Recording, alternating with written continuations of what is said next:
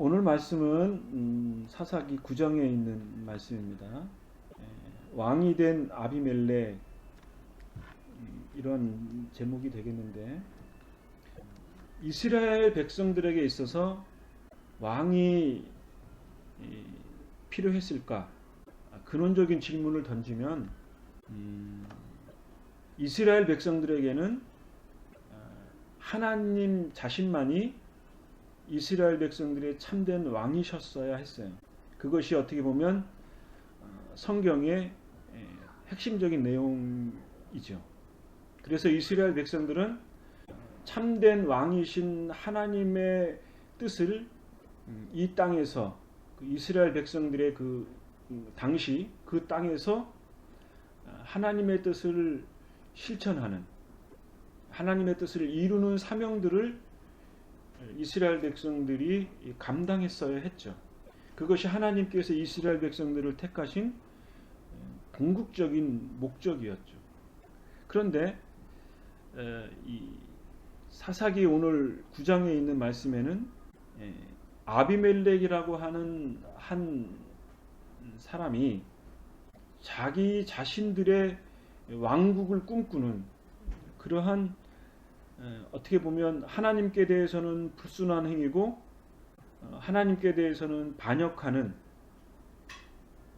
이 땅에서 자기 자신이, 인간이 왕이 되고자 하는 그러한 모습들을 살펴볼 수가 있습니다. 지금의 관점에서 보면 지도자들이 있어야겠죠. 그리고 그 사람들은 총리든 대통령이든 관리든 그런 사람들이 행정적인 일들을 잘 처리를 해야 대다수의 사람들이 일상적인 삶을 평안하게 잘 진행할 수 있겠죠. 그런 면에서 봤을 때 능률적인 면에서는 왕이 있어서 왕이 또 밑에 사람들을 잘 통치를 해서 하나의 정상적인 국가를 이룰 수도 있겠죠. 또 반면에는 잘못된 왕이 나서 백성들을 핍박을 하거나 괴롭히거나 왕의 또는 왕과 관련된 밑에 사람들을 잘못 다스려서 그들이 불의한 일들을 할 수 있겠죠. 얼마 전에 인터넷을 기사를 보니까 한 명의 부자가 되려면 500명이 필요하다 그래요. 그러니까 500명이 열심히 일을 해야 한 사람이 호의호식할 수 있는 거죠. 그러니까 이걸 역으로 얘기하면 한 사람이 500명을 다스리면 한 사람이 아주 호의호식한 삶을 살 수 있는 거죠. 만약에 그 한 사람이 왕이었다고 생각해 봅시다. 그러면 수많은 사람들의 노동력이 필요하겠죠. 이런 면에서 봤을 때 왕이 어떻게 하느냐, 어떠한 인성을 가지고 있느냐가 대단히 중요하다고 할 수 있겠죠. 그래서 고대 철학자들은 현자들을 굉장히 선호했고, 플라톤 같은 사람은 현명한 한 사람이 이 세상을 다스리는 것이 중요하다. 소위 말하는 현명한 철학자가 세상을 다스릴 때 세상이 지상천국은 아니지만 그런 유토피아가 될 수 있을 거다라고 하는 철인 사상을 주장을 한 것이겠죠. 근데 오늘 사사기 9장의 말씀에 보면 왕이 되는 것이 하나님을 섬기거나 자기의 백성들을 잘 다스리거나 백성들에게 유익을 끼치는 그러한 왕의 모습이 담겨져 있을까 하는 거죠. 첫 번째로 이 아비멜렉은 일종의 미략을 통해서 왕이 됩니다. 자기의 가족들을 설득을 하는 거죠. 사사기 8장 31절에 보면 세겜의 첩의 아들 아비멜렉이 있었다. 이런 표현이 있습니다. 기드온이 사사가 되어서 왕과 같은 그런 지도력을 발휘한 것은 사실이죠. 그리고 기드온이 좀 호색이 좀 심했는지 자녀들이 좀 많았어요. 70명의 아들이 있었다 그래요. 그러니까는 뭐 여자들까지 따지면 뭐 엄청난 숫자가 되겠죠. 그런데 그 세겜의 첩의 아들 중에 누구냐면 아비멜렉이에요. 그래서 이 아비멜렉이 생각을 한 거죠. 잘은 모르지만 이 기드온으로부터 뭐 총애를 받지는 못했던 것 같아요. 세겜 지역이라고 하는 이방 지역, 우상들을 섬기는 그런 지역의 이방 여인이었던 것처럼 여겨지는데, 그렇기 때문에 기드온이 아마 정략적으로 첩을 취했을 거라고 여겨집니다. 왜냐하면 정책적인 배려겠죠. 긴장 관계를 완화시키기 위해서 후첩들을 이렇게 아마 접한 것 같은데, 그러다 보니까 기드온이 뭐 깊은 애정을 가지고 있지는 않은 것 같아요. 그래서 그런지 이 아비멜렉이 어느 날 이런 생각을 하게 된 거죠. 야, 이거 내가 이스라엘 백성들을 접수해야겠다. 그런 생각을, 그런 야망을 아마 어렸을 때부터 키우지 않았을까 싶어요. 그래서 이제 나이도 좀 있고 해서 이제 세겜에 있는 외삼촌들과 그의 가족들을 다 불러 모읍니다. 여러분들은 우리의 친척이죠? 내 어머니가 세겜 지방에 출신인 거 잘 아시죠? 한번 생각을 해봅시다. 우리 아버지인 기드온이 70명의 아들이 있는데 우리가 70명의 아들도부터 지배를 받아야 합니까? 아니면 나 아비멜렉 한 사람의 지배를 받는 것이 좋겠습니까? 이렇게 설득을 하죠. 이 말을 들은 세겜 지방에 있는 아비멜렉 친척들이 듣고, 그렇지, 우리가 왜 기드온의 아들들의 지배를 받아 우리 출신인 아비멜렉을 우리의 지도자로 삼자, 이렇게 설득을 당한 거죠. 그러면서 하는 말이, 아비멜렉 당신은 우리와 형제다. 그 개역개정 성경에는 고륙이다라는 표현이 기록되어져 있는데, 어쨌든 이렇게 가족의 그 밀약을 맺어서 아비멜렉을 왕으로 세우죠. 또 하나는 뭐냐면, 이 세겜에 있는 사람들이 바알브릿에 있는 신전에 있는 은 70개를 가지고 와서 이 아비멜렉에게 줍니다. 이 바알브릿은 저번 주에도 말씀을 나눈 바가 있습니다만, 바알브릿, 바알이라고 하는 주신, 그리고 이것은 세겜에 있는 지역에 있는 신, 그리고 브릿이라는 말은 엘브릿이라고 하는 나귀 또는 제물을 제사로 바치는, 그런데 이것은 일종의 언약을 맺는 행위죠. 그래서 바알브릿 신전에서, 우상 신전에서 은 70개를 가져와서 아비멜렉에게 주었다라고 하는 것은 무엇이냐면, 세겜에 있는 사람들이 바알브릿을 섬겼다. 여호와 하나님을 섬기지 않고 우상을 섬기는 그러한 행위를 했다. 이것도 대단히 경악스러운 일인데, 더 놀라운 것은 뭐냐면, 이 불의한 은 70개를 가지고 아비멜렉이 불황자들을 사옵니다. 그러니까 은 70개를 가지고 소위 말하는 그 양아치들을 모은 거죠.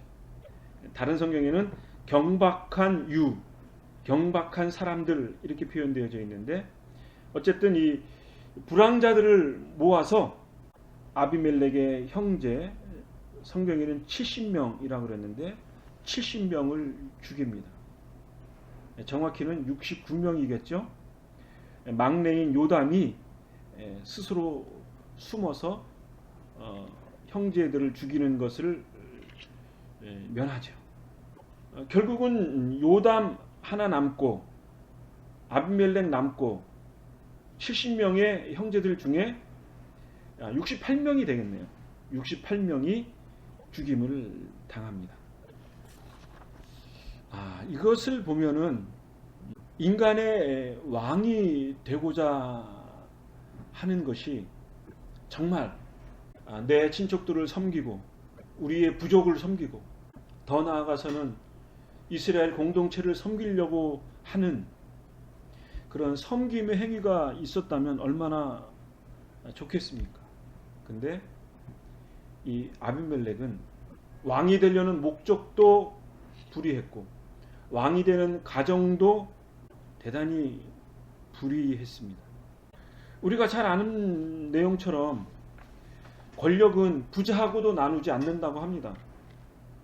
권력을 얻기 위해서 형제를 죽이는 것이 다반사였다는 것이죠. 동서양을 막론하고 이러한 왕이 되고자 하는 욕망이 비참한 피의 도륙의 현장이었다라고 하는 것이 인간사인 거죠. 두 번째로 살펴본 것은 이 아비멜렉이 왕으로 추대를 한 다음에 과연 선한 일들을 행했는가? 그렇지 않은 것을 살펴볼 수 있습니다. 아비멜렉이 3년간 이스라엘을 다스렸다고 성경이 기록하고 있습니다. 세겜에서 왕이 된 후에 3년간 이스라엘을 다스린 거죠. 이 3년간 아마 이스라엘을 잘 다스렸다면 하나님께서 이런 말씀을 하시지 않았을 겁니다. 그런데 아비멜렉의 행위가 매우 악했던 것 같아요. 23절에 뭐라 그랬냐면 하나님께서 나쁜 영을 보내셨다 그랬습니다. 그리고 서로 간에 다툼이 일어나게 하셨다고 했고 세겜 지도자들이 아비멜렉을 배반했다고 했습니다. 그러면서 그 이유에 대해서 뭐라 그랬냐면 24절에 형제들을 죽인 살생의 악행을 갚으셨다라고 성경이 기록하고 있습니다. 이 아비멜렉이 왕이 된 이후에 3년간 이스라엘을 다스리는 그 와중에도 하나님의 선한 일을 드러내지 않았다라고 하는 거죠.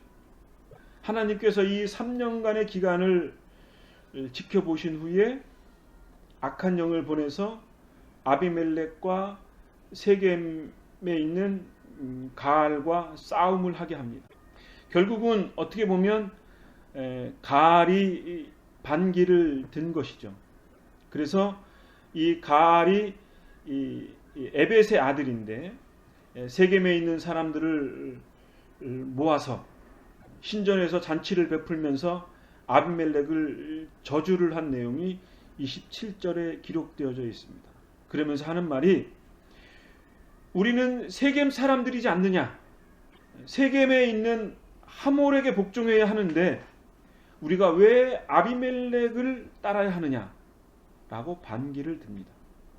그러자 세겜의 지도자였던 수불이라고 하는 그 아비멜렉을 따르던 사람이 있었는데 이 아비멜렉이 가알이 반기를 들었다라는 이야기를 듣고 아비멜렉에게 첩보를 줍니다.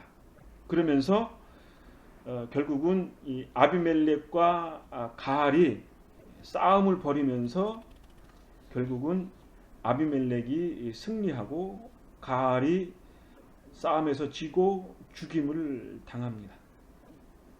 이 싸움에서 패한 가알의 잔당들이 있었는데 이 가알의 잔당들이 신전에 숨습니다.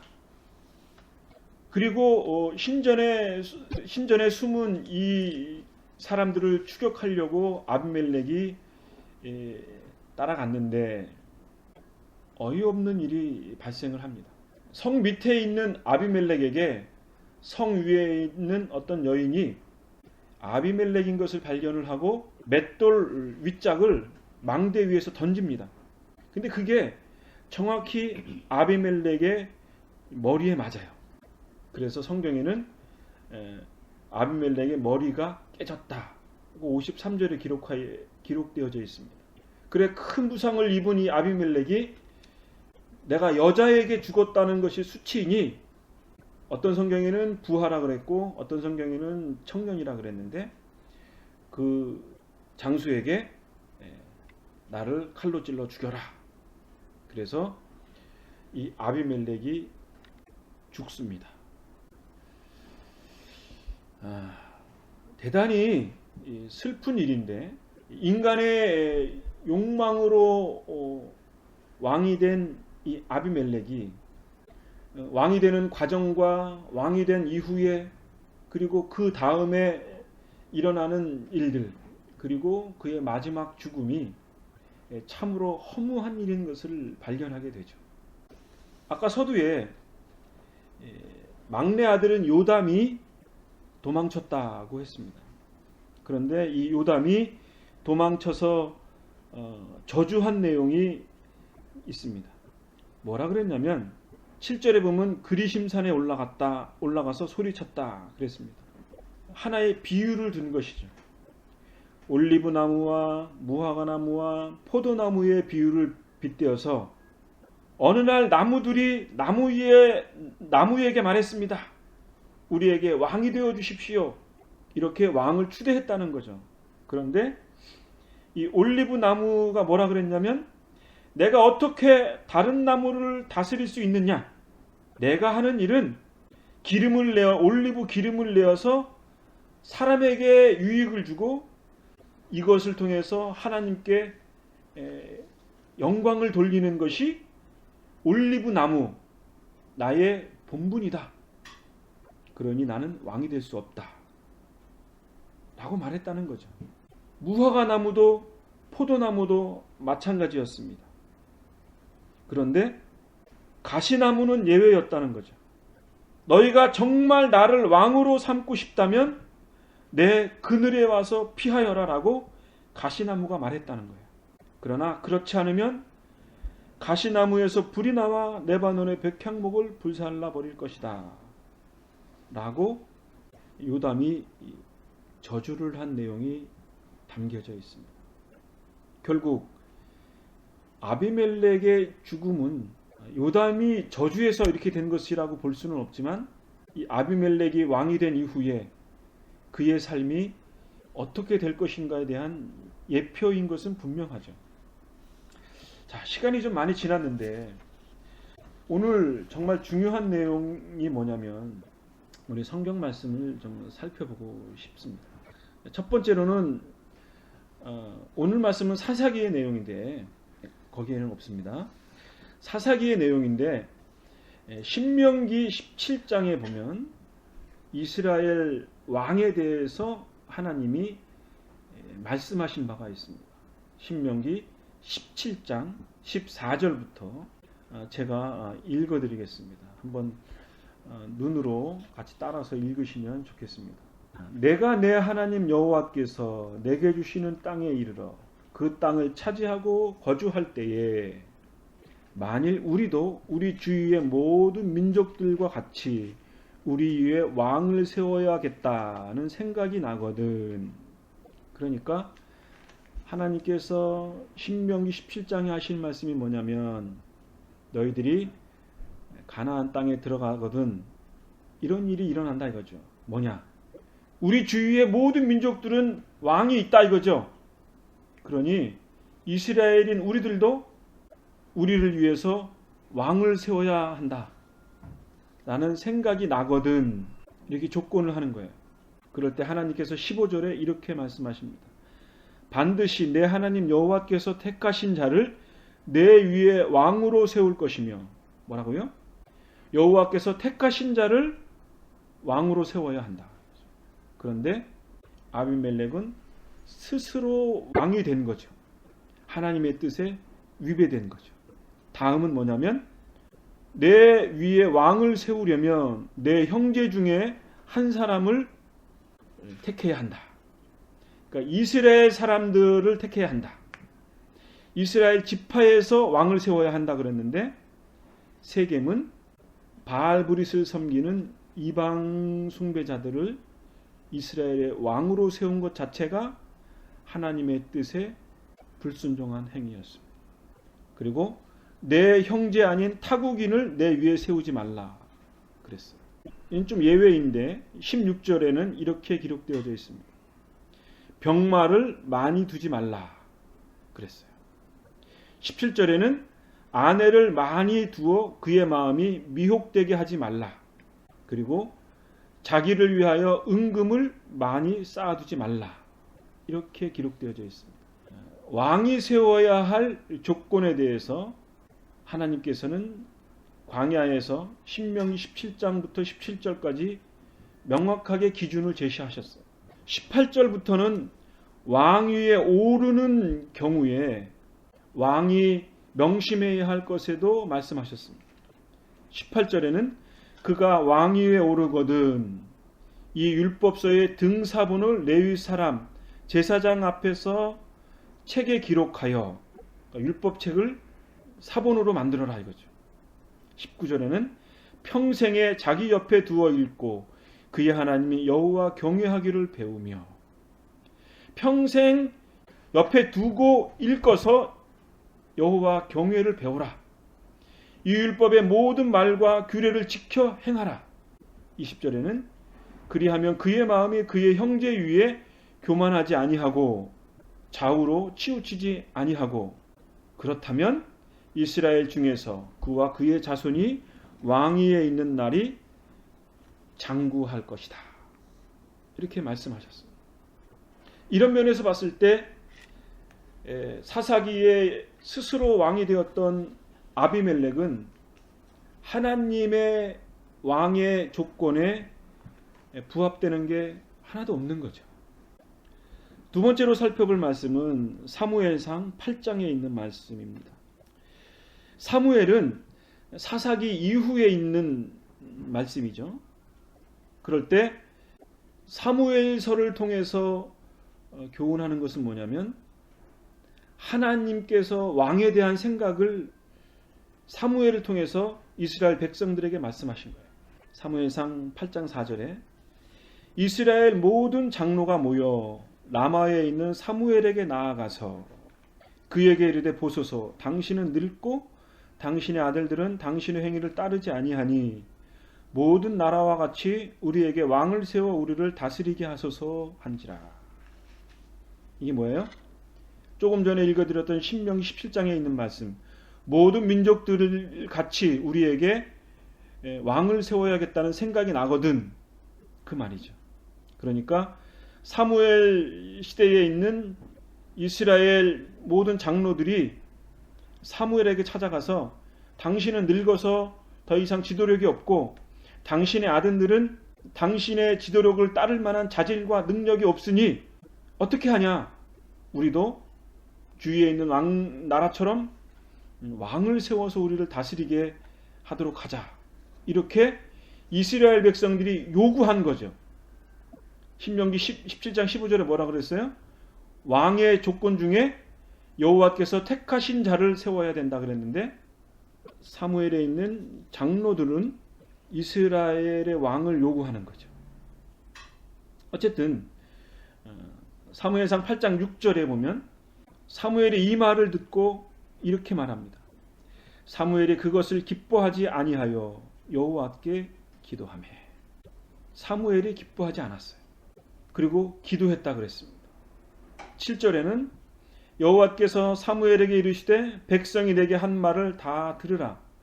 이는 그들이 너를 버림이 아니요 나를 버려 자기들의 왕이 되지 못하게 함이니라. 뭐라고요? 이스라엘 장로들이 왕을 세워달라고 하는 것은 사무엘 너를 버린 것이 아니고 나 하나님을 버려서 여호와 내가 이스라엘 백성들의 왕이 되지 못하게 하는 것이 주된 목적이다. 하나님께서 사무엘에게 응답하신 말씀입니다. 8절에는 이렇게 말씀합니다. 내가 그들을 애굽에서 인도하여 낸 날부터 오늘까지 그들이 모든 행사로 나를 버려 다른 신들을 섬김같이 내게도 그리하는도다. 9절 말씀. 그러므로 그들의 말을 듣되 너는 그들에게 엄히 경고하고 그들을 다스릴 왕의 제도를 가르치라. 이렇게 말씀을 하고 있습니다. 결국은 하나님께서는 사무엘을 통해서 왕권에 대해서 명확하게 말씀하신 거죠. 이스라엘 백성들의 왕을 세우는 의도는 하나님 자신을 버려서 자신들의 나라를 세우기를 원하는 거죠. 이것이 성경이 우리에게 교훈하는 바입니다. 그런데 사무엘상 8장 11절 이하의 내용에 보면 하나님께서 너희들이 만약 왕을 세운다면 왕은 이렇게 행할 것이다 라고 가르쳐주고 있습니다. 11절 말씀. 너희는 다스릴 왕의 제도는 이러하니라. 그가 너희 아들들을 데려다가 그의 병거와 말을 어거 몰게 한다 이거죠. 그러니까 너희 아들들을 데려다가 전차와 말을 세운다 이거죠. 군사력을 강화할 것이다. 결국 왕을 세우는 건 뭐예요? 다른 나라들을 지배하려고 하는 의도. 다른 나라들과 견주어서 전투력을 강화하려는 의도. 12절의 말씀에 보면 너희 아들들을 1000부장과 50부장을 삼을 것이요. 관리들을 세운다 이거죠. 밭을 갈게 하고 땅을 갈게 한다 이거죠. 그리고 추수를 하게 하고 무기와 병거와 장비들을 만들게 한다 이거죠. 13절에는 딸들을 데려다가 그랬는데 어떤 성경에는 딸들을 빼앗아 향료를 만들게 하고 떡을 만들게 하고 요리를 만들게 한다 이거죠. 14절에는 너희의 밭과 포도원과 감람원에서 제일 좋은 것을 가져다가 뺏어다가 누구에게 줘요? 백성들에게 나눠줘요? 아니요. 신하들에게 나눠준다. 15절에는 너희의 곡식과 포도의 소산의 11조를 거두어 자기의 관리와 신하들에게 준다 그랬습니다. 지금 모든 대부분의 국가가 11조를 걷죠. 부가가치세 10%, 대략 10% 정도 되죠. 그 정도의 세금을 걷습니다. 16절의 말씀에 보면 너희의 노비와 아름다운 소년과 나귀들을 끌어다가 자기의 일을 시킨다 이거죠. 누구의 일일까요? 백성들의 일일까요? 왕의 일일까요? 17절의 말씀에 보면 너희 양떼의 10분의 1을 거두어 가리니 너희가 그의 종이 될 것이라. 18절에는 그날에 너희는 너희가 택한 왕으로 말미암아 부르짖되 그날에 여호와께서 너희에게 응답하지 아니하시리라 그랬습니다. 백성이 사무의 말을 듣기를 거절하여 이르되 아니로소이다. 우리도 우리의 왕이 있어야 하리니 우리도 다른 나라들 같이 되어 우리의 왕이 우리를 다스리며 우리 앞에 나아가서 우리의 싸움을 싸워야 할 것이니이다 하는지라. 결국은 22절에 여호와께서 사무엘에게 이르시되 그들의 말을 들어 왕을 세우라 하시니 하나님께서 이스라엘 백성들의 강력한 요구에 내어 버리신 거죠. 20절의 말씀이 이스라엘의 왕의 요구에 대한 핵심입니다. 우리도 다른 나라들과 같이 되어서 우리의 왕이 우리를 다스리며 우리 앞에 나아가서 우리의 싸움을 싸워야 할 것이다.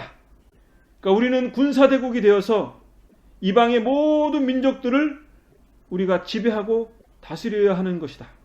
우리는 이 지상에서 위대한 왕국을 세워야 할 것이다 라고 하는 것이 이스라엘 장로들이 이스라엘의 왕을 세워야 하는 진정한 목적이었던 것이죠.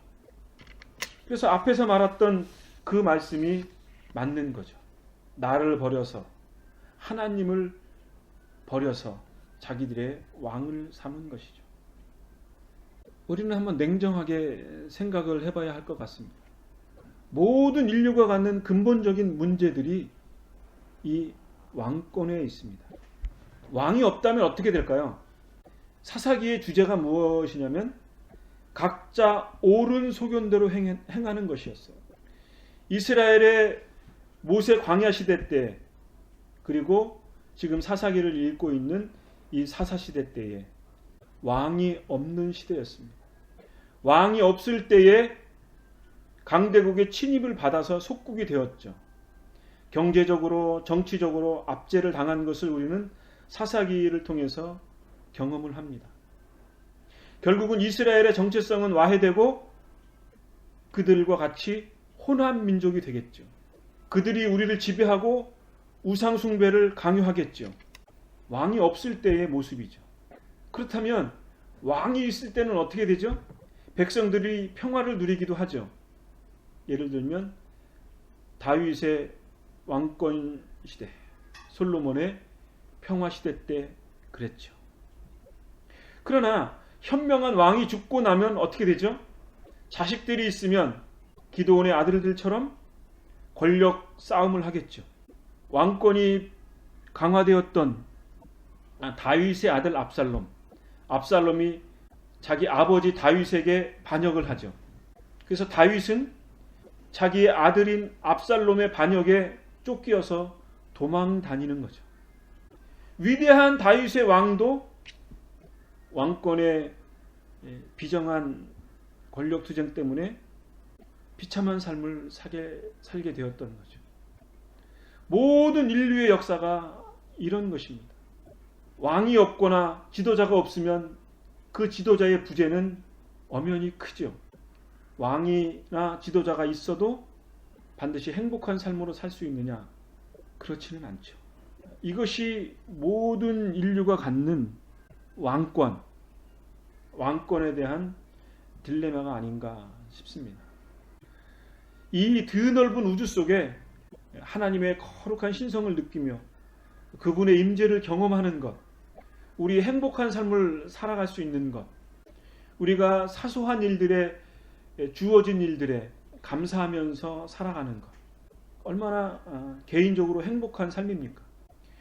그리고 이 세상 속에서 죄를 짓지 아니하고 우리 주위에 있는 사람들과 행복한 삶을 누리는 것, 대단히 중요한 것이라고 생각합니다. 그리고 매 순간순간 삶의 의미를 깨닫고 또 하나님께서 주시는 작으면 작은 대로 크면 큰 대로의 영적인 풍요로움을 깨닫고 누리면 살아갈 수 있는 것, 우리가 이 생을 마감할 때까지 우리에게 주어진 그 삶을 누리면서 성령님께서 임재하시는 그 주어진 삶에 자족하는 삶, 그리고 이 생을 살아가면서 하나님 나라를 소망하고 영원한 기쁨과 영원한 믿음을 바라보면서 살아가는 것. 이러한 삶이었다면, 이러한 삶이 보장된다면 대단히 행복한 삶이라고 할 수 있겠죠. 그런데 폭군이 또는 정말 아비멜렉과 같이 불의한 왕이 우리의 삶을, 우리의 사회와 우리의 국가를 지배한다면 매우 불행한 삶이 될 수 있겠죠. 끊임없는 싸움을 할 것이고 끊임없는 투쟁을 할 것이고 불바다와 같은 그런 전쟁터의 삶이 우리의 삶이 될 수 있겠죠. 앞에 서두에서 잠깐 말씀을 드린 바처럼 우리는 이러한 질문을 하게 됩니다. 하나님께서 왜 이스라엘을 택하셨죠? 그리고 이스라엘이 이 땅의 삶을 살면서 이스라엘이 가지고 있는 정말 진정한 의미의 정체성, 그것이 무엇이죠? 저번 주에도 살펴본 것처럼 이스라엘 백성들을 향하여 하나님께서 출애굽기 19장 5절부터 읽겠습니다. 세계가 다 내게 속하였나니 너희가 내 말을 잘 듣고 내 언약을 지키면 너희는 모든 민족 중에서 내 소유가 되겠고, 6절 말씀, 너희가 내게 대하여 제사장 나라가 되며 거룩한 백성이 되리라. 너희는 이 말을 이스라엘 자손들에게 전할지니라. 이렇게 말씀하셨습니다. 하나님께서는 이스라엘 나라를 통해서 제사장의 나라가 되고 거룩한 백성이 될 것을 주문하신 거죠.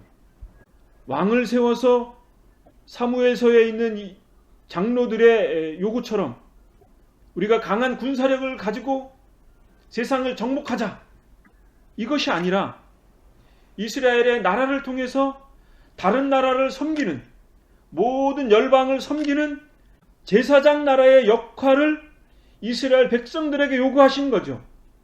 그렇기 때문에 이스라엘 백성들은 거룩한 백성이 되어야 하는 거죠. 하나님께만 드려지는 백성이 되어지는 것이 이스라엘 백성들의 참된 정체성이고 이스라엘 백성들의 사명인 것이죠. 그런데 어느덧 이 하나님의 명령을 이스라엘 백성들은 새까맣게 잊어버리게 된 것입니다. 그리고 오늘 사사기에 있는 아비멜렉과 같은 어처구니 없는 왕이 탄생한 것이죠. 인간의 가지고 있는 모든 욕망의 결정체가 이 아비멜렉이 아닌가 싶습니다. 결국은 이 세상의 군사력으로, 그것으로는 하나님의 나라를 이루지 못한다라고 하는 사실을 우리는 발견할 수 있습니다. 사무엘하 24장 9절 10절 말씀을 제가 읽겠습니다. 요압이 백성의 수를 왕께 보고하니 곧 이스라엘에서 칼을 빼는 담대한 자가 80만 명이요 유다 사람이 50만 명이었더라 그랬습니다. 결국은 이스라엘의 군사가 130만 명이었던 거죠. 10절 말씀에 다윗이 백성을 조사한 후에 그의 마음에 자책하고 다윗이 여호와께 아뢰되 내가 이 일을 행함으로 큰 죄를 범하였나이다. 여호와께서 이제 간구하옵나니 종의 죄를 사하여 주옵소서. 내가 심히 미련하게 행하였나이다 하니라. 이렇게 이스라엘이 인구조사한 것에 대해서 하나님 앞에 큰 죄졌음을 탐복하고 있습니다. 이것이 무엇을 의미하는 걸까요? 다윗이 군사력이 130만 명인 것에 대해서 다윗 자신도 놀란 거죠. 뒤집어서 생각해 보면 아수르가 이스라엘을 침공할 때 군사가 70만 명이었다고 합니다. 그러니까 아수르 제국이 70만 명으로 거대한 제국을 이루는 거죠. 그런데 다윗은 이 아수르 제국 이전에 130만 명이라고 하는 거대한 군사력을 가지고 있었어요.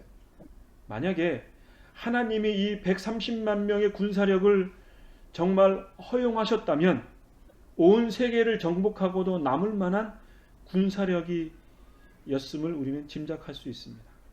그런데 하나님께서는 군사력에 대해서 반기를 든 것이죠. 그리고 이 사실을 깨달은 다윗은 하나님 앞에 큰 죄를 범하였다고 하나님 앞에 죄 용서를 구하고 있습니다. 이것은 무엇을 의미하는 거죠? 적어도 다윗은 하나님의 뜻을 명확하게 알고 있었다라고 하는 것을 반증하는 것입니다. 마지막으로 살펴볼 것은 결국은 오늘 사사기 9장 이후에 백성들의 요구에 의해서 다윗의 왕국이 건국이 됩니다. 그런데 열왕기하 25장 1절의 말씀에 이렇게 기록되어져 있습니다. 시드기야 제9년 열째 달 10일에 바벨론의 왕 느부갓네살이 그의 모든 군대를 거느리고 예루살렘을 치러 올라와서 그 성에 대하여 진을 치고 주위에 토성을 쌓음에 그 성이 시드기야 왕 제11년까지 포위되었더라. 그해 넷째 달 9일에 성중에 기근이 심하여 그딴 백성의 양식이 떨어졌더라. 그 성벽이 파괴됨에 모든 군사가 밤중에 두 성벽 사이 왕의 동산 견문길로 도망하여 갈대아인들이 그 성읍을 에워싸므로 그가 아라바 길로 가더니 갈대아 군대가 그 왕을 뒤쫓아가서 여리고 평지에서 그를 따라잡음에 왕의 모든 군대가 그를 떠나 흩어진지라. 그들이 왕을 사로잡아 그를 림나에 있는 바벨론 왕에게로 끌고 가매 그들이 그를 신문하니라. 그들이 시드기야의 아들들의 그의 눈앞에서 죽이고 시드기야의 두 눈을 뽑고 놋사슬에 그를 결박하여 바벨론으로 끌고 갔더라. 기원전 586년경에 바벨론에 의해서 이스라엘은 멸망하게 됩니다. 이스라엘은 한때 130만 명이라는 대군을 통해서 군사대국화를 이룰 수 있었습니다. 온 세계를 통치할 수도 있는 군사력이었을 겁니다.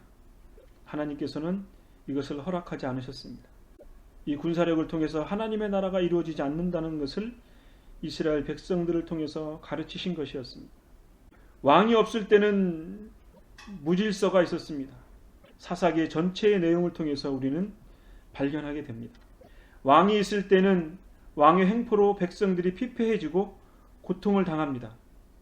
왕이 없어도 문제, 왕이 있어도 문제였다는 거죠. 이스라엘은 형식적으로 지구상에서 멸망을 당했습니다. 이것은 역사적 사실입니다. 변할 수 없는 겁니다. 이것은 무엇을 우리에게 교훈하시냐 하면 세상적인 욕망으로 하나님의 의를 이룰 수 없다라고 하는 것을 우리에게 가르쳐 주는 것이라고 생각을 합니다. 우리는 이렇게 질문해 볼 수 있겠죠.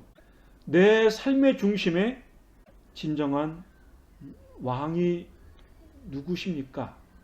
우리는 지금 이 시점에 나 자신에게 물어보아야 한다고 생각합니다. 내 삶의 중심에 내가 왕입니까? 내 삶의 중심에 물질이 왕입니까? 내 삶의 중심에 권력이 왕입니까?